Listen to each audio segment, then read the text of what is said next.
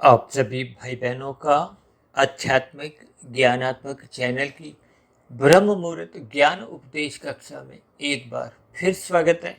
आज की चर्चा का विषय है पड़ोसी। देखिए, पड़ोसी शब्द तो बहुत ही एक भौतिक जगत से एक संबंधित शब्द है और इस पड़ोसी शब्द को भले ही हमने देखिए सफ़ेद रंग से दर्शाया है, लेकिन इस सफ़ेद रंग के पड़ोसी शब्द से हम शास्त्रों की बातों को, आत्मा परमात्मा के संबंध को और इसी तरह ये जो प्रकृति के तीन गुण हैं, तमोगुण, रजोगुण और सतोगुण की स्थितियों को कुछ इस कर्मबद्ध तरीके से समझाने का प्रयास करने जा रहे हैं, ताकि ये पड़ोसी शब्द कहीं भी आपके मन मस्तिष्क पर जाकर अपना एक स्थान बना ले। क्योंकि पड़ोसी शब्द अक्सर आपके हमारे व्यवहार में, आपके हमारी दिनचर्या में एक बार नहीं, 10 बार नहीं, आपके हमारे जीवन का एक प्रमुख अंग है। इसलिए इस पड़ोसी शब्द को ही यदि हम समझ गए, हालांकि हमने देखिए इस पड़ोसी शब्द को सफेद रंग से दर्शाया है, जबकि रजोगुण को तो हम रंगीन रंग से ही दर्शाते हैं, क्योंकि ये संसार से जोड़ता है। हालांकि पड़ोसी शब्द भी देखिए संसार की ही स्थिति समझाता है, लेकिन जैसे ही किसी शब्द के साथ हम सफ़ेद रंग जोड़ देते हैं, तो उस स्थिति विशेष का कुछ विशेष अर्थ ज्ञान पूर्वक आपको में समझना होता है। क्योंकि सत्वगुण का अभिप्राय ही ज्ञानमय स्थिति से है, रजोगुण का अभिप्राय क्रियात्मक स्थितियों से है और तमोगुण का अभिप्राय देखिए पदार्थों से भी लिया जाता है, नींद से भी, आलस्य से भी, एक निंदनीय स्थितियों से भी। यानी कि इन सभी स्थितियों पर अक्सर हम एक सामान्य शब्द बोलते रहते हैं कि तमोगुण की निंदा करो, रजोगुण की उपेक्षा करो और सतोगुण की प्रशंसा करो। इसलिए हमने देखिए आज हमने भगवान और आत्मा के एक संबंध को पड़ोसी शब्द से जोड़ दी है। दूसरी ओर हमने सतोगुण के दाएं बाएं दोनों तरफ एक प्रश्न चिन्ह लगा दिए, यानी कि सतोगुण की स्थिति का एक अलग ही यहाँ भावार्थ है। भले ही हम सत्वगुण का कहते रहते ना, सत्संग करो, ब्रह्म मुहूर्त में उठो, ये सत्वगुण की एक विशेष स्थिति बनाने के लिए ही मनुष्य जोनि का आपको में एक जन्म मिला है और परमात्मा को पाने के लिए ये एक साधना करने का एक अवसर है। यदि मनुष्य अपने मिले हुए जीवन में इन सभी स्थितियों को ज्ञान पूर्वक समझता नहीं है, तो फिर उसकी जो एक जीवन की स्थितियां वो रजोगुणी या तमोगुणी की आसपास, देखिए ये दोनों ही गुण पड़ोसी हैं। आप भाई बहनों को हो सकता है ध्यान हो, तकरीबन 2, 2.5, 3 वर्ष पहले हमने एक वीडियो प्रसारित किया कि तमोगुण और रजोगुण ये पड़ोसी हैं। उसी पड़ोसी शब्द की वीडियो के आधार पे ही हमने देखिए तकरीबन बहुत ही वीडियो में इस शब्द को हमने संबोधित किया था। इसके पीछे का भी एक कारण है। उस कारण के पीछे हमारा देखिए एक सूत्र बना हुआ है। अक्सर हम अपनी चर्चाओं में देखिए तमोगुण को 1, रजोगुण को 10, सतोगुण को 100 और विशुद्ध सतोगुणी सत्ता को, चाहे वो परमात्मा लो, मायातीत महापुरुष लो, भगवान लो, आत्मा, ये सब स्थितियां देखिए जब हम एक सामान्य अर्थों में लेते हैं तो हम उसको हजार की स्थिति से जोड़ देते हैं। क्योंकि माया कहो, प्रकृति कहो, ये 1, 10, 100 की स्थितियां हैं। तमोगुण, रजोगुण और सतोगुण की स्थितियां हैं। शास्त्रों में तो देखिए तकनीकी रूप से इन 3 गुणों की जब सम अवस्था होती है, उस स्थिति विशेष को ही प्रकृति कहा गया है। जबकि साधारण अर्थों में तो देखिए हम इस पृथ्वी, जल, अग्नि, वायु, आकाश या यूं को कि जो दृश्यमान जगत है, भले ही वो विकृति है तकनीकी रूप से, क्योंकि परमात्मा की शक्ति द्वारा जब सृष्टि का सृजन किया जाता है। अभी कुछ दिन पहले हमने एक वीडियो बनाया था सृष्टि चक्र के ऊपर, क्योंकि उसमें 3 स्थितियां सृजन की है, पालन की है और प्रलय की स्थिति। भले ही ये बड़ी करोड़ों अरबों वर्षों की होती, इन सभी स्थितियों में देखिए सतयुग, त्रेता, द्वापर और कलयुग की स्थितियां होती हैं। अक्सर हमारी सभी चर्चाओं में देखिए प्रत्यक्ष रूप से या अप्रत्यक्ष रूप से इन तीन गुणों की स्थितियों पर ही चर्चाएं होती हैं, क्योंकि इन तीन गुणों से ही ये सृष्टि चलायमान है। दृश्य जगत जो आपको में महसूस होता है, जिसमें आप और हम जीते हैं, या यूं कहो कि आपका हमारा जन्म मरण इस प्रकृति में ही होता है।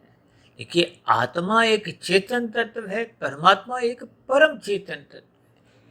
परम सत्ता केवल एक ही होती है, उसको आप भगवान कहो, ब्रह्म कहो, परमात्मा को। हालांकि शास्त्रों में तो देखिए निर्गुण निराकार ब्रह्म रूप की जो एक शक्ति है, जिसको हम ब्रह्म शक्ति कहते हैं, क्योंकि वो इन तीन गुणों में विद्यमान रहती है। अन्यथा देखिए जड़ पदार्थ में कोई क्रिया हो नहीं सकती। ये जो हम कहते हैं ना प्रकृति परिवर्तनशील है, ये प्रकृति के गुणों में जो एक परिवर्तन या एक स्थितियां बनती हैं, जिसको हम कहते हैं ना शाम को सूर्य के ढलते ही तमोगुण की प्रधानता होती है, क्योंकि ये तीन गुण नित्य बने रहते हैं। इसका अभिप्राय क्या होता है कि एक गुण की तो प्रधानता होती है, दूसरा गुण गौण होता है, तीसरा गुण अति गौण होता है। फिर इसी आधार पे ही ये तीन गुणों की देखिए फिर 24 घंटे में 9 स्थितियां बन जाती हैं। जैसे कहते हैं ना तीन रंग हैं, उन तीन रंगों से ही कितने रंग बन जाते हैं। ठीक इसी तरह इन प्रकृति के गुणों का हम जैसा जैसा संग करते हैं, संग का अभिप्राय क्या है? देखिए ये तो एक कर्म में ही आते हैं। शाम को सूर्य के ढलते ही तमोगुण के 8 घंटे की स्थिति प्रधान रूप में होती है, भले ही आरंभिक तमोगुण गुजरे हुए रजोगुण से प्रभावित होता है, यानी कि आपकी हमारी क्रियाएं अभी चल रही होती हैं। लेकिन फिर भी आपके हमारे जीवन में ये जो हमने नीचे दाएं हाथ में रजोगुणी और तमोगुण की जो एक स्थितियां लिखी हैं, यानी कि एक साधारण मनुष्य है, रजोगुणी स्वभाव क्या है? रजोगुणी का अभिप्राय होता है उसकी विषय भोगों में एक आकर्षण बना रहता है। रजोगुण का अभिप्राय आकर्षणों से है, रंगीनियों से है। किस चीज की रंगीनियां? ये विषय भोगों की है। ये सारा का सारा संसार मेले के समान है। और मेले में तो अक्सर आप देखते हो ना, देखिए पहले पुराने जमाने में जो मेले होते थे उसमें भी क्या मौज मस्ती खेल तमाशे होते थे। और आज बड़े स्तर के जो प्रकृति मैदान में भी जैसे मेला लगता है, या और भी संसार की जो एक स्थिति है वो एक मेले के समान कहो, माल की स्थितियों से भी आप जोड़ सकते हो। देखिए मेला जो कहो, माल की स्थितियां कहो, और अक्सर मैं तो देखिए मेट्रो को भी इन सभी स्थितियों से, क्योंकि ये तीनों स्थितियां देखिए एम से स्टार्ट होती हैं। एम से शुरुआत होने के कारण कभी कभी हम इनको एक संबंधित शब्दों से जोड़कर अपनी चर्चा को थोड़ा सरल बना देते हैं। लेकिन जब तक ज्ञान आपके हमारे भीतर में उतरता नहीं है, भीतर में उतरने का अभिप्राय क्या है? देखिए स्थूल शरीर तो एक आरंभिक स्थितियां हैं, इसके भीतर आपका हमारा एक सूक्ष्म शरीर है, उसके भी भीतर आपका हमारा एक कारण शरीर है। ये जो कार्य और कारण की जो एक स्थिति है जिस पर अक्सर हम चर्चाएं करते हैं, क्योंकि एक भौतिक स्तर पर भी देखिए ये कार्य कारण की ही एक स्थितियां हैं संसार में। यदि कारण समाप्त हो जाए तो कार्य समाप्त हो जाता है। कार्य दृश्यमान है, कारण अदृश्य है, दिखता नहीं है। देखिए जो आपका हमारा कारण शरीर है, अब ऐसे ही तो लगभग 90% से भी अधिक मनुष्य हैं जिनको अपने कारण शरीर का बोध ही नहीं है, नाम ही नहीं सुना। और कारण शरीर का जब हमें नाम ही नहीं सुना तो फिर हम कारण शरीर में जो अशुद्धियां हैं, जो बुराइयां हैं, उसको फिर हम दूर करने का प्रयास नहीं करते। देखिए जब तक हम बुराइयां दूर नहीं करते और अच्छाइयों को ग्रहण नहीं करते, उस स्थिति विशेष का नाम ही देखिए साधना है। साधना का अभिप्राय क्या है? कि हमें परमात्मा से जुड़ना है। इसलिए तो हमने देखिए आत्मा और परमात्मा को एक पड़ोसी शब्द से जोड़ा है। हालांकि आज हमारा विषय ही देखिए पड़ोसी है, क्योंकि पड़ोसी का अभिप्राय हमने देखिए अलग अलग स्थितियों से जोड़ा है। क्योंकि आत्मा ज्ञान स्वरूप है लेकिन चेतन तत्व है। परमात्मा को सच्चिदानंद कहा गया है। परमात्मा एक आनंद स्वरूप सत्ता है। आत्मा तकनीकी रूप से कभी भी आनंद स्वरूप बन नहीं जाती, चाहे वो मोक्ष काल में भी चले, जन्म मरण का बंधन भी उसका समाप्त हो जाए, भले ही आनंदमय जीवन उसको मोक्ष काल में व्यतीत करने का एक अवसर मिलता है बहुत ही लंबे काल के लिए, जिसको कहते हैं ना मोक्ष काल। उस स्थिति विशेष में हम तकनीकी रूप से देखिए आनंद स्वरूप बन नहीं जाते, लेकिन आपको हमें उस मोक्ष काल में आनंदमय जीवन को हो, आध्यात्मिक जीवन की एक प्राप्ति होती है। आध्यात्मिक जीवन को हो, आनंदमय स्थितियां को हो, किसी भी स्थितियों से देखिए परम सुख का ही दूसरा नाम आनंद है। और ये आनंद परमात्मा की सम्मुखता के द्वारा ही मिलता है, क्योंकि ये जो माया है देखिए तीन ही तत्व है ना, एक तो माया है और एक आत्मा है और एक परमात्मा है। परमात्मा को एक आनंद स्वरूप कहा गया, सच्चिदानंद परमात्मा के लिए कहा जाता है। यानी कि आत्मा को सत्य चित्त तो कहा गया, जबकि माया को तो देखिए चित्त भी नहीं कहा जाता, क्योंकि ये तो जड़ है। चित्त का अभिप्राय चेतना से है, आपकी इच्छा शक्ति से है, और ये इच्छा शक्ति जड़ में नहीं होती। देखिए आपके हमारे घरों में कितने ही यंत्र रखे हुए हैं, उनमें कोई अपनी इच्छा शक्ति थोड़ी होती है। मिक्सी हो, फ्रिज हो, गीजर हो, टीवी, ये सब जड़ यंत्र है, लेकिन जड़ यंत्र के अपने अपने स्वभाव है। उस स्वभाव वश ही वो कार्य करने को एक बद्ध हैं। लेकिन मनुष्य योनि का जो अपना मूल स्वभाव है, देखिए हम ज्ञान स्वरूप हैं, लेकिन आज हम अज्ञानता में जी रहे हैं। इसका कारण क्या है कि हमने माया का, देखिए प्रकृति के तीन गुणों के अलग अलग लक्षण हैं, स्वभाव हैं। देखिए तमोगुण को पदार्थों से जोड़ा गया है, आलस्य से जोड़ा गया है, एक निंदनीय स्थितियों से भी जोड़ा जाता है। ये एक निकृष्ट स्थिति है। अब तमोगुण को क्योंकि पदार्थों से जोड़ा गया है, और रजोगुण को क्रिया से जोड़ा गया, और सत्वगुण को ज्ञान से जोड़ा गया। अब पदार्थों का यदि हमें सुख लेना है, तो सुख लेने के लिए हमें क्रिया करनी होती है। अक्सर मैं एक उदाहरण देता हूँ, एक चाकू का उदाहरण देता हूँ। आपके हमारे घरों में गृहिणी खाना बनाती है, उसका उदाहरण देता हूँ। कार चलाते समय आपको मैं देखिए ड्राइविंग लाइसेंस किस स्थिति में दिया जाता है, जब आपको में ज्ञान हो जाता है। अन्यथा आरंभिक स्थितियों में तो आपका एक लर्निंग लेसन्स बनता है। लर्निंग लेसन्स की भी देखिए एक मियाद होती है, उसकी एक सीमा होती है। उसके बीच में ही यदि आपने अपने लर्निंग लेसन्स को पक्का लेसन्स में बदलवा लिया, यानी कि उस पात्रता तक, उस स्थिति तक यदि आप अपना लाइसेंस बनवा लेते हो, तो फिर आपको एक पक्का लाइसेंस मिलता है। अब इसका अभिप्राय क्या है? देखिए आत्मा और परमात्मा ये दोनों चेतन सत्ताएं हैं।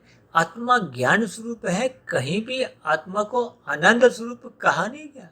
अब जब तक आत्मा को लाइसेंस नहीं मिलता, लाइसेंस का अभिप्राय क्या है? देखिए आरंभिक स्थितियों में तो आपको में मनुष्य योनि का जो एक लाइसेंस मिलता है, ये एक लर्निंग लाइसेंस ही आप समझो। यानी कि आप और हम इस मनुष्य योनि पाकर हम परमात्मा को पाने की एक पात्रता रखते हैं। आपको में एक अवसर दिया गया, जैसे लर्निंग लाइसेंस वाले को एक अवसर मिलता है कि वो अपना ज्ञान इतना पक्का कर ले कि वो जो परीक्षा है, अब परीक्षा क्या है? ये योग की स्थितियां हैं, कर्म योग, ज्ञान योग, भक्ति योग।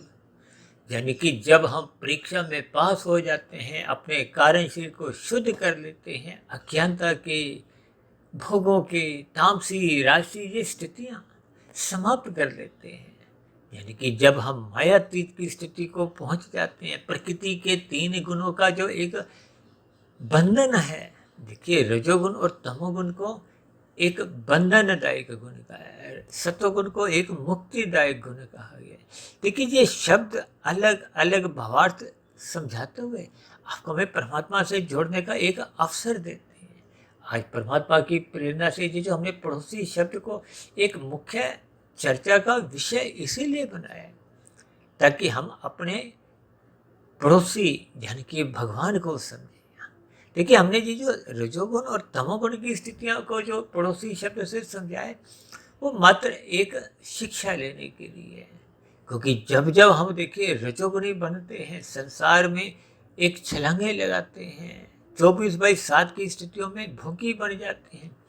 तो मनुष्य का ये जो पड़ोसी है, देखिए पड़ोसी क्यों कहा जाता है? अक्सर हम देखिए बार बार कहते रहते हैं तमोगुण से 10 गुना अच्छा रजोगुण है, रजोगुण से 10 गुना अच्छा सत्वगुण है, और सत्वगुण से भी 10 गुना अच्छा विशुद्ध सत्वगुण, जो कि परमात्मा के लिए कहा जाता है। यानी 1, 10, 100 की तो स्थिति माया की है, क्योंकि माया की ये देखिए गुणों की स्थिति है। तमोगुण को आप 1 समझो, रजोगुण को 10, सत्वगुण को 100।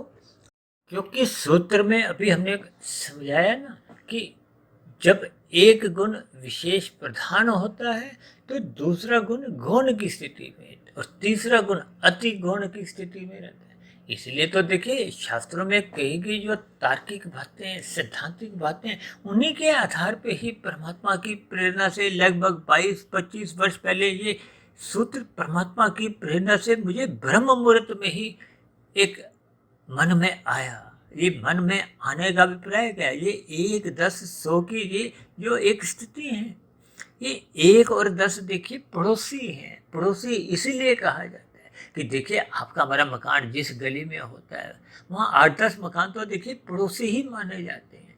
अब पड़ोसी का अभिप्राय देखिए इनसे एक दूसरे की शक्ल तो देखने को मिल ही जाती है, दूर से दुआ सलाम भी अक्सर एक साधारण परिस्थितियों में बना ही रहता है। लेकिन धीरे धीरे जब हम उस स्थिति में पुराने हो जाते हैं, देखिए जब आपको घर लिए अभी 1 साल हुआ है, हो सकता है आरंभिक स्थितियों में पड़ोसियों से मुलाकातें ना भी बढ़े, लेकिन जैसे जैसे हम पुराने हो जाते हैं, यानी कि जब हम रजोगुण में गहरे तल पर उतरते रहते हैं, पड़ोसी होने के देखिए भावार्थ यही है कि जब हम रजोगुण पे गहरे तल पर उतर जाते हैं तो फिर मनुष्य में ये बुराइयां आने लगती हैं। ये तमोगुण का अभिप्राय निषेध कर्मों से है, बुराइयों से है। यानी कि आपके हमारे जीवन में ये तमोगुण का संग कब कितने स्तर पर होने लगता है, कितने अनुपात में होने लगता है, ये बुराइयां सहज ही, बुराइयों का अभिप्राय निषेध कर्मों से है, पाप कर्मों से है। अक्सर आप देखते हो संसार में जब जब किसी मनुष्य के पास देखिए सुख, सुविधा, स्वाद, सम्मान, सत्ता, जिनको मैं देखिए 5 विषय भोगों से ही एक सरल शब्दों में जोड़ता हूँ। और अभी कुछ दिन पहले हमने एक वीडियो बनाया था ना, सेवा, सत्संग, स्वाध्याय, यानी कि ये जो 3 एस हैं, इस सेवा का अभिप्राय देखिए स्थूल शरीर के स्तर पर आध्यात्मिक उन्नति से है। सेवा का अभिप्राय निष्काम भाव से कर्मों से है। और सत्संग का अभिप्राय देखिए जब मन बुद्धि की एकाग्रता होती है। यहाँ एकाग्रता का अभिप्राय देखिए सात्विक स्थिति से है, सत्संग करने से है, क्योंकि ये एकाग्रता तो देखिए आपके हमारे संसार में भी होती है, विषय भोगों को भोगते हो सभी। और जब जब हम छल कपट, ठगी, हेरा फेरी द्वारा अनीतिगत कार्य करते हैं, अब कोई भी चोर देखिए चोरी करता है तो वो अपनी एकाग्रता बना के चलता है कि कहीं मैं पकड़ा नहीं जाऊं, समाज में मेरी एक बेइज्जती नहीं हो, पुलिस द्वारा मैं पकड़ा नहीं जाऊं। ये सभी स्थितियां देखिए व्यवहारिक हैं। यानी कि जब भी मनुष्य कुसंग करता है, पाप कर्म करता है, निषेध कर्म करता है, तो मनुष्य अधिक सावधान हो जाता है। अधिक सावधान होने का अभिप्राय क्या है कि इंद्रियों के साथ मन बुद्धि सचेत हो जाते हैं। जबकि यहाँ हम साधना करते हैं, सत्संग करते हैं, आरंभिक स्थितियों में ऐसा माना गया कि राशि मनुष्यों का सत्संग भी बेमन से होता है। बेमन से सत्संग होने का अभिप्राय है कि मन बुद्धि एकाग्र नहीं होते, स्थूलशील सत्संग करते हुए दिखाई देते हैं। ये जो शास्त्रों में विभिन्न प्रकार के कर्म कांड बनाए गए, किस लिए? ये कथा, कहानियाँ, व्रत, त्योहार जो विशेष रूप से देखिए आपके हमारे जीवन की गतिविधियों में अक्सर हम करते हैं, लेकिन बेमन से करते हैं। यदि हम इनको ज्ञानपूर्वक करते हैं तो आप और हम फिर देखिए रजोगुण से सत्वगुण में पहुंच जाते हैं, ज्ञानमय स्थिति में पहुंच जाते हैं। यहाँ हमारा बुद्धि का बल अधिक वाटिका जला होता है, अधिक प्रकाश होता है। जब अधिक प्रकाश होता है तो आपको हमें सूक्ष्म बातें समझ में आने लगती है, क्योंकि भगवान श्री कृष्ण जी ने ये जो प्रकृति के 3 गुणों की स्थितियों का वर्णन किया है, उन्होंने कहा है कि ये ज्ञान बहुत ही गूढ़तम ज्ञान है, जिसको गीता में अक्सर हम बार बार कहते हैं ना, गीता का 13वां और 14वां अध्याय बहुत ही एकाग्र भाव से समझो, इन 3 गुणों की स्थितियों को समझो, क्योंकि ये तमोगुण रजोगुण की स्थितियों में यदि आपका हमारा जीवन बीतता है तो ये कोई आध्यात्मिक उन्नति के दरवाजे नहीं खोलती, ये बस आपका हमारा जीवन यूं ही व्यर्थ करती है। ये जितने भी राशि भोग विषय हैं, भले ही भोगते समय आपको में एक खुशी होती है, देखिए जो भी अल्पकालिक सुख है ये राशि सुख मानेगी, ये तुरंत सुख देते हैं और इन्हीं तुरंत सुखों में ही मनुष्य एक जकड़ा जाता है, फसल जाता है। फिसलने का मतलब क्या है कि इन विषय भोगों को भोगते भोगते व्यसनी बन जाता है और ना चाहते हुए कब कितने पाप कर्म करने लगता है मनुष्य को पता नहीं चलता, क्योंकि भोग विषय आपको में प्रमाद में ले जाते हुए असावधान करते हैं, अचेत करते हैं। अक्सर जब हम राशि गरिष्ठ भोजन करते हैं तो हम कर्म से थोड़े अचेत स्थिति में आते हैं और आज तो मनुष्य देखिए मांसाहार भोजन करने में भी संकोच नहीं करता, जिसको शास्त्रों में ही देखिए मना किया गया, निषेध कर्मों में डाला गया, क्योंकि प्रकृति के मनुष्यों को ही नहीं अन्य जीवों को भी हम किसी भी अंश में दुख देते हैं, पीड़ा देते हैं तो आपका हमारा पाप कर्मों का कर्मशय बढ़ता है और पाप कर्मों का कर्मशय बढ़ते बढ़ते फिर ये आपकी बारी मरने के बाद पुनः मनुष्य जो नहीं पाने की पात्रता भी बच नहीं पाती, शेष रह नहीं पाती, क्योंकि मनुष्य जो नहीं तो मिलती ही तभी है जब संचित कर्मों में मरते समय पुण्य कर्मों का अनुपात कम से कम 50% का होता है या अधिक होता है। और यदि हम देखिए मांसाहार भोजन का सेवन करते हैं, अनीतिगत कार्यों द्वारा छल कपट ठगी हेरा फेरी करते हैं, ये जो कलयुग की जो तामसी स्थितियाँ हैं, दूध कीड़ा, मद्यपान, स्त्री संग, हिंसा और अनीतिगत कार्यों से कमाया गया धन, यदि मनुष्य इन कलयुगी स्थितियों में अपना जीवन बिताता है और मनुष्य इन्हीं स्थितियों में अपने जीवन को एक ऊंचे स्तर पर ले जाता हुआ अपने आप को बहुत ही धनी समझता है, एक खुश किस्मत भाग्यशाली समझने लगता है, जबकि ये कलयुगी स्थितियां तो आपके हमारे पतन का कारण बनती हैं। पतन के कारण का अभिप्राय क्या है कि यदि मनुष्य जो नहीं पाकर परमात्मा ने आपको हमें जो लर्निंग लेसन्स बनाया था, फिर इस लर्निंग लेसन्स को दोबारा से रिन्यू नहीं किया जाता। देखिए शब्द बहुत ही गहरे प्रभाव छोड़ने वाले हैं यदि आपको हमें समझ में आ जाते हैं, अन्यथा देखिए ये जो लर्निंग लेसन्स मनुष्य जो नहीं आपको में मिली है, लर्निंग लेसन्स का अभिप्राय क्या है कि हम परमात्मा से अपना संबंध पहचाने। आत्मा और परमात्मा को हमने इसीलिए ये पड़ोसी शब्द से संबोधित किया है। देखिए पड़ोसी शब्द को तो हमने आज अपनी चर्चा का मुख्य आधार सफेद रंग से इसलिए दर्शाया है ताकि इस पड़ोसी शब्द से हम संदेश लें, उपदेश लें, शिक्षा लें, ज्ञान लें, किसी भी तरह इनके अर्थों को पहचाने। ये जो मैं अलग अलग उदाहरण जो भौतिक स्थितियों के दे रहा हूँ वो मात्र इसलिए दे रहा हूँ ताकि ज्ञान की बातें आपके हमारे स्वभाव में, मन बुद्धि के स्तर पर, कार्यशील के स्तर पर शुभ संस्कार बनाने लगे। जब तक शुभ संस्कार बनते नहीं हैं तो पहले के जो बुरे संस्कार बने हुए हैं वो अपने दंगा फसाद करते रहते हैं, मन में विकार लाते रहते हैं। ये काम, क्रोध, लोभ, मोह, अहंकार की जो एक स्थितियाँ हैं जो अक्सर देखिए आपके हमारे व्यवहार में देखने को मिलती हैं। लोग मांसाहार भोजन का सेवन कर रहे हैं, सिगरेट शराब पीने में भी देखिए अपने आप को एक ऊंचे स्तर का समझते हैं।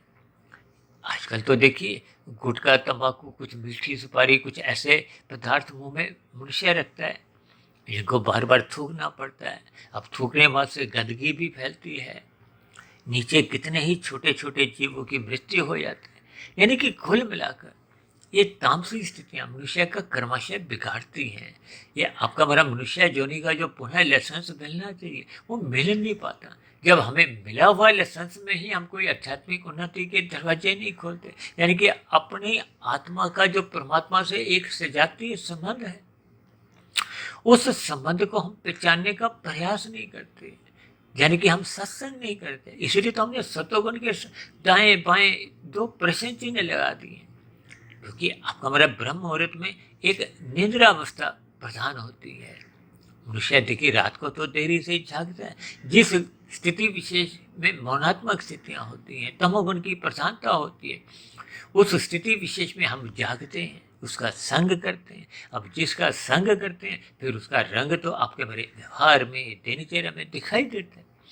देखिए, तमोगुण और रजोगुण इसलिए पड़ोसी कहा गया है, यानी कि पड़ोसी के ना चाहते हुए भी देखिए जब संबंध गहरे बनने लगते हैं तो आपके हमारा बुरा कर्माशय को, बुराइयां को, वो सहज ही पनपने लगती हैं।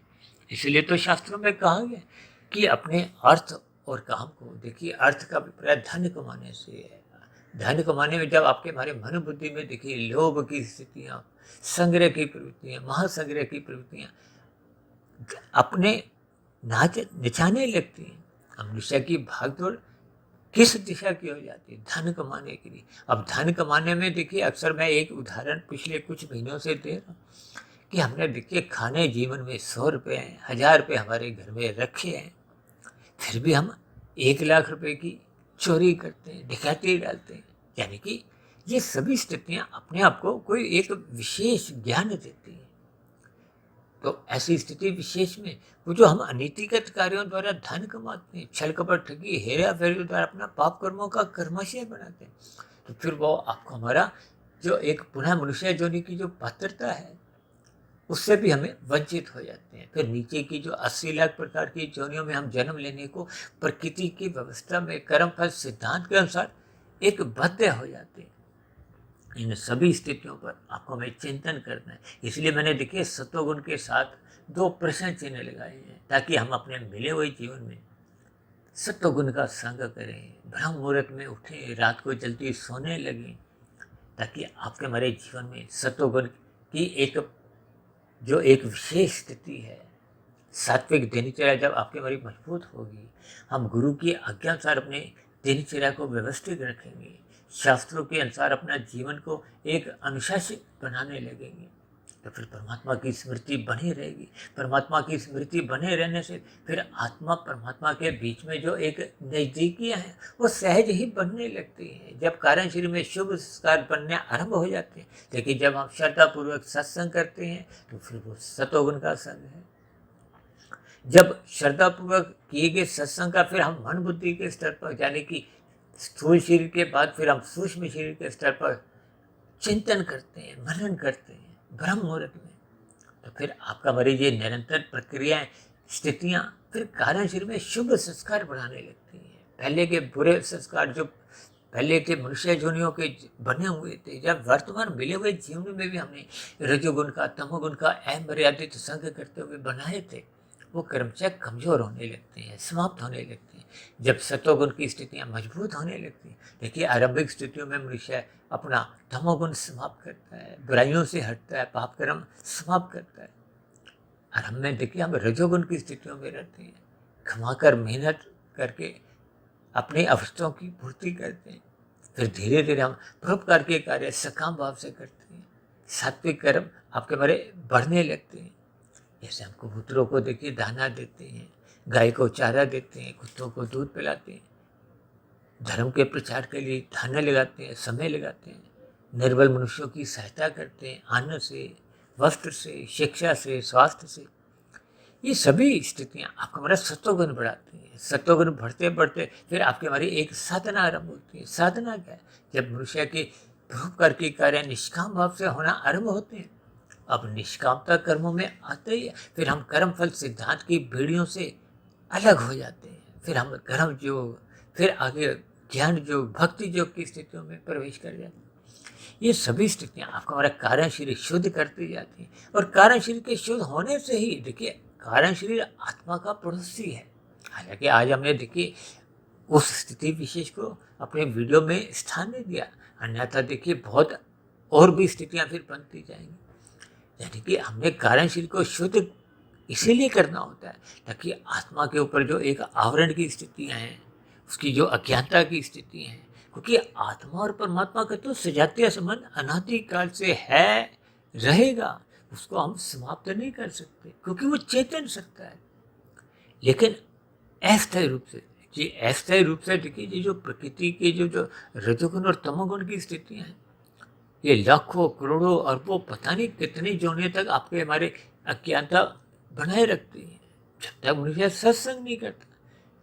यानी कि जब तक सूर्य का प्रकाश को, ज्ञान का दीपक हम अंतःकरण में जलाते नहीं, तो फिर अज्ञानता की स्थितियों में आपका हमारा देखिए रजोगुण तमोगुण की स्थितियाँ ही रहती हैं। जैसे जैसे कारण शरीर शुद्ध होता है तो फिर आत्मा का जो मूल ज्ञान की स्थिति है वो लौटने लगती है, आत्मा स्वयं ही प्रकाशित होने लगती है। आत्मा परमात्मा का सजातीय संबंध पहले से ही था तो फिर आत्मा सहज ही परमात्मा की और सम्मुख हो जाती है। ये योग का विपरीत आत्मा परमात्मा की सम्मुखता से ही है। और यदि ये सम्मुखता हम मनुष्य जीवन में बना नहीं पाते तो फिर आपका हमारा जो ये जो एक ज्ञानमय स्थिति है जिसको आज हम समझा रहे हैं, यानी कि हम आत्मा का और परमात्मा का संबंध को पहचाने, क्योंकि हमारा पड़ोसी देखिए भगवान है। इसको इस अर्थ में लेना है कि परमात्मा आनंद स्वरूप है। जैसे हम पड़ोसियों में देखिए लाभ के दृष्टिकोण से संबंध बनाते हैं तो आपका हमारा लाभ किसमें, परमात्मा से जुड़ने से। ये माया की जितने भी स्थितियां हैं सुखमय स्थिति, ऐसा कोई सुख माया में है ही नहीं जो दुख के साथ जुड़ा ना हो। चाहे आप उद्योगपति बड़े से बड़े बन जाओ, एक दिन में करोड़ रुपए कमाओ, 10 करोड़ कमाओ, 1000 करोड़ भी कमाओ, अक्सर आप ऐसी स्थितियां आप देखोगे ना, ऐसे कितने बड़े बड़े उद्योगपति हैं। चाहे आप प्रधानमंत्री हो, राष्ट्रपति हो, फिल्मी जगत के सुपरस्टार भी हो, चाहे नामी गिनामी खिलाड़ी भी हो, यानी कि ये भौतिक उपलब्धियां आपको में देखिए क्षणिक सुख देती हैं, समाज में मान प्रतिष्ठा देती हैं, लेकिन दीर्घ काल में ये भौतिक उपलब्धियां छिनने लगती हैं। आपका हमारा स्थूल शरीर एक कमजोर होने लगता है, ज्ञानेंद्रिय कर्मेंद्रिय कमजोर होते होते हम संसार का सुख को, पदार्थों का सुख को वो भोग नहीं पाते। तब ऐसी स्थितियों में ही मनुष्य को आत्मग्लानि होती है, पछतावा होता है। लेकिन कहते हैं ना, जब हम परीक्षा में बैठे हैं, मनुष्य जो नहीं एक परीक्षा है, जब आप और हम परीक्षा में बैठते हैं, 2.5 घंटे 2.25 घंटे का पेपर गुजर गया है, लास्ट के 10-15 मिनट ही बचे हैं। अब उस 10-15 मिनट में तो हम देखिए 100% प्रश्नों के उत्तर लिख नहीं सकते, दे नहीं सकते, यानी कि हम 100% अपने जीवन को फिर सफल कर नहीं सकते। ये सभी स्थितियाँ देखिए भावार्थ रूप में आपको मैं समझनी होंगी। आत्मा और परमात्मा देखिए ये पड़ोसी हैं, और ये पड़ोसी की स्थितियां तभी उत्पन्न होती हैं। आत्मा अपने संबंध को परमात्मा के साथ तभी पहचान पाती है। ये जो बीच में सतोगुण की स्थिति लिखी है इसको हम पहचान जाएं, हम श्रद्धापूर्वक सत्संग करें, उस किए गए सत्संग को हम मनन करें, चिंतन करें, ताकि कारण शरीर में शुभ संस्कार बने, आत्मा अपने मूल ज्ञान स्वरूप में लौट आए और हम परमात्मा की सानिध्य में जल्द से जल्द इस कारण शरीर को समाप्त करते हुए मायातीत की स्थिति को पहुंच जाए। वही मोक्ष की स्थिति है, वही आपका हमारा एक जन्म मरण से एक मुक्ति है। फिर आपको में आध्यात्मिक शरीर की प्राप्ति होती है।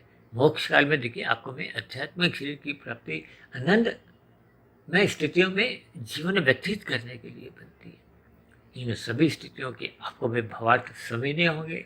इसलिए परमात्मा की प्रेरणा से देखिए आज हमने पड़ोसी शब्द का सहारा लेते हुए उनको गुणों की स्थितियों से समझाया है। क्योंकि देखिए 1-10 पास पास है, कोई तामसी मनुष्य है उसका पड़ोसी कौन है, राशि। अब राशि मनुष्य कोई है तो उसका पड़ोसी कौन है, तामसी। इन दोनों ही स्थितियों में जैसे 1 और 10 पास पास है, 100 दोनों से ही दूर है। 1 और 100 में दूरी 99 है, 10 और 100 में दूरी 90 है।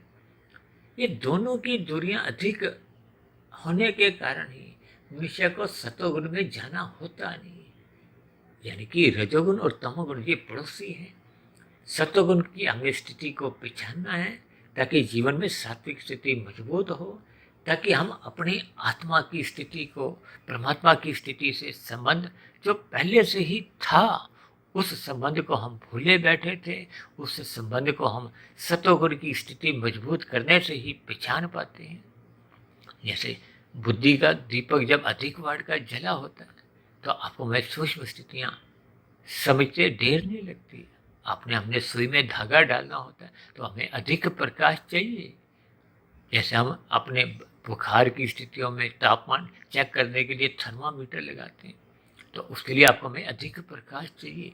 इसलिए हम सभी भाई बहनों को अपनी ज्ञानमय स्थिति में लौटना होगा और परमात्मा से ही अपने सजातीय संबंध को पहचानते हुए इस जन्म मरण से मुक्ति पाने के लिए साधना आरंभ करनी होगी। इस साधना के ही कर्म योग, ज्ञान योग, भक्ति योग की स्थिति है। तो ऐसी सभी शुभ स्थितियाँ आप सभी भाई बहनों के जीवन में भी बनना आरंभ हो। इन्हीं शुभकामनाओं के साथ अब चर्चा विशेष को यहीं विश्राम देते हैं। शाम को फिर मिलते हैं संध्या बेला ज्ञान कक्षा में। तब तक आप अपने आध्यात्मिक में सुधीर भाटिया फकीर को इजाज़त दें। फिर भी वीडियो संबंधित आपके मन में कोई प्रश्न उठ रहा हो, कोई मेरी कही गई बातें आपको आधी अधूरी लगती हो, तर्क संगत तराजू पे आपको एक सही नहीं लगती हो, तो आपके प्रश्नों का, आपके सुझावों का और मेरी कही गई बातों पर जो जो आपको आपत्तियाँ लगे, शिकायत लगे, उन शिकायतों का भी नीचे दिए गए कमेंट बॉक्स पर सदा स्वागत है।